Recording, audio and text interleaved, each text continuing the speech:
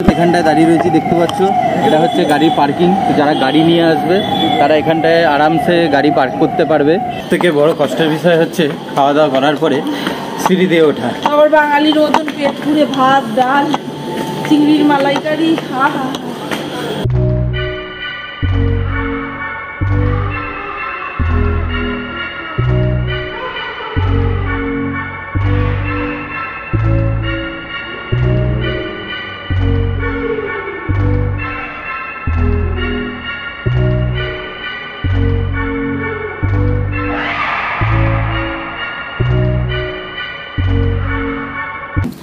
So guys good morning and welcome back to another new video. তো আজকে আমরা বেরিয়ে যাচ্ছি, আজকে আমাদের হচ্ছে লাস্ট ডে ডুয়ার্সে। তো আমরা এখন এখান থেকে বেরিয়ে চলে যাব। আজকে আমাদের মোটামুটি কুচবিহারের দিকে কয়েকটা প্লেস দেখার আছে, কুচবিহার প্যালেস, মদন মোহন টেম্পল, এরকম কয়েকটা জায়গা আছে, সেগুলো আমরা আজকে যাব। তো আজকে আমরা এখান থেকে বেরোচ্ছি, এখান থেকে বেরিয়ে আমরা এবারে আমাদের মানে পরবর্তী মদন মোহন মন্দির যাব, প্রথমে সাগরদিঘি, এইগুলো দেখে টেকে তারপরে আমাদের রাত্রেবেলা আছে ট্রেন পদাতিক এক্সপ্রেস। তো চলো তাহলে দাদা, তোমাদের সাথে আবার পরে এক সময় দেখা হবে, ঠিক আছে? এখন আমরা তাহলে রওনা দিই, ঠিক আছে? আর আপনার তো বাড়ি আমাদের ধারে কাছেই, যে কোনো সময় হয়তো রাস্তায় চলতে চলতে দেখা হবে। চলো আসলাম, ঠিক আছে? তো চলো গাইস, তাহলে আমরা এখন এই যে আমাদের গাড়ি রেডি, মালপত্র প্যাকিং হয়ে সবাই বসে পড়েছে। তো আমরাও এবার গাড়িতে উঠি আর এখন পরবর্তী জায়গায় যাওয়ার জন্য রেডি হয়ে যাই।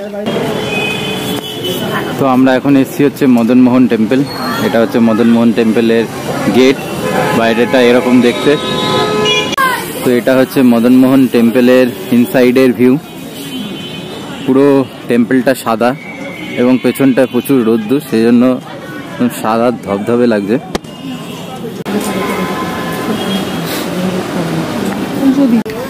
তো এটা হচ্ছে টেম্পলের সাইডের কিছু ভিউ। এখানে একটা ছোট টেম্পল টাইপের রয়েছে এবং এখানে খুব সুন্দর গাছগাছরা রাখা রয়েছে। আর এখানে রাস উৎসব রয়েছে বলে তার জন্য প্রিপারেশন নেওয়া হচ্ছে। এখানে বিভিন্ন প্যান্ডেল, এই যে রাস উৎসবের সব জিনিস হচ্ছে, ওখানে একটা মূর্তি বানানো হচ্ছে। তো টেম্পল ঘুরে এখন আমরা যাব হচ্ছে আমাদের পরবর্তী ডেস্টিনেশন, যেটা হতে পারে হচ্ছে কুচবিহার প্যালেস অথবা অন্য কোনো জায়গা। তো সেটা কোন জায়গা সেটা দেখার জন্য পুরো ভিডিওটা দেখতে থাকো। এখানে মূর্তি বানানোর কাজ চালু হচ্ছে। এটা একটা ছোট মূর্তি আর এখানে একটা বড় মূর্তি অলরেডি তৈরি করা হয়েছে। তাহলে গাইজ, আমরা এখন আমাদের আজকের দিনের last tourist spot, last place ঘুরতে এসেছি, সেটা হচ্ছে কুচবিহার রাজবাড়ি।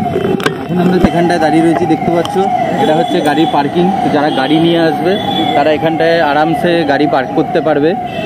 বিশাল বড় জায়গা আছে গাড়ি পার্কিংয়ের জন্য। তো এখানে গাড়ি পার্ক করে তারপরে আমরা বাইরে চলে যাব। বাইরে দিয়ে গিয়ে বাইরে আছে হচ্ছে টিকিট কাউন্টার। তো ওই বাইরের টিকিট কাউন্টার থেকে টিকিট কেটে তারপরে আমরা যদি ক্যামেরার জন্য কোনো পারমিশন লাগে বা কিছু, সেই সব করে তারপরে আমরা রাজবাড়ির ভেতরে ঢুকবো। আর রাজবাড়ি এরিয়াটা বিশাল বড়, মোটামুটি 1-1.5 ঘন্টা লেগে যাওয়ার মতন কন্ডিশন আছে। তো গাইস, আমরা এখন আছি হচ্ছে কুচবিহার প্যালেসে। আর আমরা একটা অসাধারণ কাজ করলাম, সেটা হচ্ছে এই যে এখানে দেখো কিউআর কোড দেওয়া রয়েছে, আমরা কিউআর কোড দিয়ে টিকিট কেটে নিলাম। তো গাইস, আমরা এখন এসেছি হচ্ছে কুচবিহার রাজবাড়ির ভেতরে। প্রচুর রোদ্দুর আর আমাদের ঢোকার টাইমটা খুব বাজে হয়ে গেছে। ব্যাপারটা হচ্ছে আমরা শুক্রবারে করে চলে এসেছি, আর শুক্রবারে কী হয়, ভেতরটা সংগ্রহশালা যে ভেতরটা সেটা বন্ধ থাকে, সেজন্য আমাদেরকে আজকে বাইরেই ঘুরতে হবে এবং আমরা আজকে রাজবাড়ির ভেতরে ঘুরতে পারবো না। এবং আরও কিছু ইম্পর্টেন্ট জিনিস আছে যেগুলো তোমাদেরকে জানানো খুব দরকার, যারা কোনো দিন এখানে আসেনি তাদেরকে, সেটা তোমাদেরকে জানাচ্ছি। দেখতে থাকো ভিডিওটা। তো এটা হলো কুচবিহার রাজবাড়ি প্যালেস, একদম সামনে থেকে। আমরা ভেতরে আজকে ঢুকতে পারছি না কারণ আজকে ভেতরটা বন্ধ, বাট বাইরে থেকে খুব সুন্দর দেখতে প্যালেসটা, তোমরা দেখতে পাচ্ছ সবাই নিশ্চয়ই। তোমার কেমন লাগছে? খুব ভালো, কিন্তু খুব রোদ্দুর, তাই তো? দেখতে খুবই সুন্দর লাগছে কিন্তু খুবই রোদ্দুর। ভেতরটা দেখতে পারলে হয়তো আর একটু ভালো লাগতো, খুব সুন্দর হতো। কিন্তু আজকে আমাদের ভাগ্যটা খুব খারাপ যে আমরা ভেতরটা দেখতে পাচ্ছি না, কারণ আজকে শুক্রবার। কি হয়েছে? সব জায়গায় আমাদের ভাগ্যটা খারাপ। সেটাই, আজকে শুক্রবার বলে একটু বেশি ভাগ্যটা খারাপ, সেই জন্য আমরা ভেতরে ঢুকতে পারলাম না। আর কি করা যাবে, কিছু করার নেই। আর এই স্পেশাল জিনিসটা যেটা হলো সেটা হলো যে তোমরা তো দেখলে যে একটা কিউআর কোড তোমাদেরকে দেখালাম গেট এন্ট্রির সময়। তো সেই কিউআর দিয়ে সেটা হচ্ছে বেসিক্যালি এএসআই মানে আর্কিওলজিক্যাল সার্ভে অফ ইন্ডিয়া থেকে রাখা একটা কিউআর কোড। সেই কিউআর কোড থেকে স্ক্যান করে যদি টিকিট কাটা হয় তাহলে সেখানে কিছু ডকুমেন্টস দিতে হয়, যেমন ভোটার কার্ড অথবা প্যান কার্ড অথবা ড্রাইভিং লাইসেন্স, এর নাম্বার দিলেই ওখান থেকে টিকিট কেটে নেওয়া যায়। যতগুলো অ্যাডাল্ট বা যতগুলো চাইল্ড দরকার তাতে কিন্তু যথেষ্ট ডিসকাউন্ট পায়। আমরা যেমন নর্মাল টিকিট দেখলাম 25 টাকা করে টিকিটের ভাড়া, মানে ভাড়া বলতে টিকিট লাগবে, টিকিটের চার্জ। বাট আমরা 3 জনের জন্য কাটলাম, সেটা লাগলো হচ্ছে 20 টাকা করে, 5 টাকা করে ছাড় পেয়ে গেলাম স্ট্রেট কাট। এটা কাউন্টার থেকে কাটলে 5 টাকা করে লাগবে, 25 টাকা করে লাগবে। ঠিক আছে, দেখতে পাচ্ছ চারিদিকটা। আমরা তোমাদের একটু পরেই সামনে দিয়ে রাজবাড়িটা দেখাচ্ছি। অ্যান্ড সবথেকে ইম্পর্টেন্ট জিনিস যেটা তোমাদের সাথে ডিসকাস করবো বললাম সেটা হলো এইটাই যে এই যে রাজবাড়ি, এখানে সামনে লেখা রয়েছে ক্যামেরার ফিজ 25 টাকা। বাট কোনো অ্যাকশন ক্যামেরা বা কোনো রকম ক্যামেরা নিয়ে এখানে ঢোকা যায় না। মোবাইল নিয়ে তোমরা ঢুকতে পারছো, মোবাইল আটকানোর কোনো সমস্যা নেই। অ্যান্ড সবথেকে বড় কথা, যদি কাউর পকেটে ক্যামেরা বন্ধ করাও থাকে, মানে ছোটো ক্যামেরা ধরো অ্যাকশন ক্যামেরা টাইপের বা ছোটো ক্যামেরা পয়েন্ট অ্যান্ড শুট যেগুলো থাকে, সেগুলো যদি কাউর পকেটে থাকে বা ব্যাগে করে রাখা থাকে, সেগুলোও কিন্তু তোমরা কেউ নিয়ে ঢুকতে পারবে না, সেগুলো তোমাদের বাইরে কোথাও রেখে আসতে হবে। এবং সেই ব্যাপারটার সম্বন্ধে কিন্তু এখানে কোথাও লিখে দেওয়া নেই যে এই জিনিসগুলো ক্যারি করা যাবে না। অ্যান্ড এর ভেতরে কি ভয়ঙ্কর জিনিস আছে বা কি মহান জিনিস আছে যেটাকে প্রোটেক্ট করে রেখে দেওয়া হচ্ছে, যেটা লোকে জানতে পেরে গেলে বা লোকে ছবি তুলে নিলে মানে গভর্নমেন্ট ভিখারি হয়ে যাবে, সেটা আমি জানি না, যে কারণে ভেতরে ক্যামেরা নাকি অ্যালাউ নয়। তো যাই হোক, ভগবান জানে কি আছে, পৃথিবী এত জায়গায় এত কিছু অ্যালাউ থাকে, এখানে এইসব অ্যালাউ নয়। মহান রাজা নিয়ে হয়তো বসে থাকতে পারে, জানি না আমি কিছু। যদি আমি কিছু ভুল বলে দিয়ে থাকি, আমার কাছে যদি কোনো ভুল ইনফরমেশান হয়ে গিয়ে থাকে, তাহলে তোমরা সেটাকে সঠিক করে দিতে পারো কমেন্ট বক্সে বলে।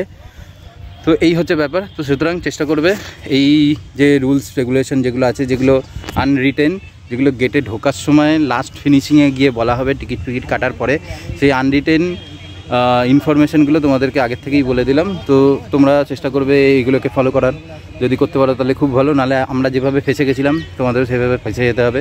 আমরা ঢুকে টিকিট দেখানোর পরে তারপর আমাকে বলেছে পকেটে কী আছে, এই আছে, এটা নিয়ে ঢোকা যাবে না, ওটা নিয়ে ঢোকা যাবে না, এগুলোকে বাইরে রেখে আসতে হবে। আমাদের এখানে রেখে দেওয়া জমা রাখারও কোনো সিন নেই যে টিকিট তুমি একটা চার্জ দিয়ে কোনো একটা লকার বা কোথাও রেখে দেবে, সেরকম কোনো জায়গা নেই, কিচ্ছু নেই। তো সুতরাং পুরো বেকার। ঠিক আছে, আর রাজবাড়িটা আমরা ভেতর দিকে যাব, তোমাদের সাথে রাজবাড়িটা শেয়ার করছি। যদি এরকম মোবাইলও যদি সেখানে অ্যালাউ থাকে মোবাইল দিয়ে ছবি তোলা বা ভিডিও করার জন্য, ঠিক আছে, আদারওয়াইজ আমরাই নিজেদের চোখ দিয়ে দেখবো, দেখে চলে আসবো। আর তোমরা সেটা ফেসবুকে বা গুগলে সার্চ করে দেখে নিতে পারবে পুরো ডিটেলসটা। কারণ এএসআই এগুলো এখানে কি প্রোটেক্ট করে রেখে দিই। যদি প্রোটেক্টই করে রেখে দিতে হয় তাহলে ভাই লোককে ঢুকতে দিচ্ছ কেন? তাহলে আটকে রেখে দাও, ঢুকতে দেবে না, তাহলে কেউ কিছু দেখবেও না, কেউ ছবিও তুলবে না। মানুষ যদি ঢোকে তাহলে তো সে স্মৃতি হিসাবে একটা ছবি তো তুলবেই, একটা ভিডিও তো করে রাখবেই, এটাই তো স্বাভাবিক ব্যাপার। তোমরা ঢুকতে দিচ্ছ, পয়সা নিয়ে ঢুকতে দিচ্ছ, তাহলে 20 টাকার জায়গায় 50 টাকা টিকিট করো, ক্যামেরার জন্য চার্জ নিয়ে নাও, ঢুকতে দিচ্ছ। এদিকে সবাই এখানে শুয়ে রয়েছে মাঠে ঘন্টার পর ঘন্টা, তো সেই সব চলছে, কিন্তু ভেতরে নাকি ক্যামেরা অ্যালাউ নয়। কি আজব টাইপের নিয়ম ভাই, ভয়ঙ্কর ব্যাপার।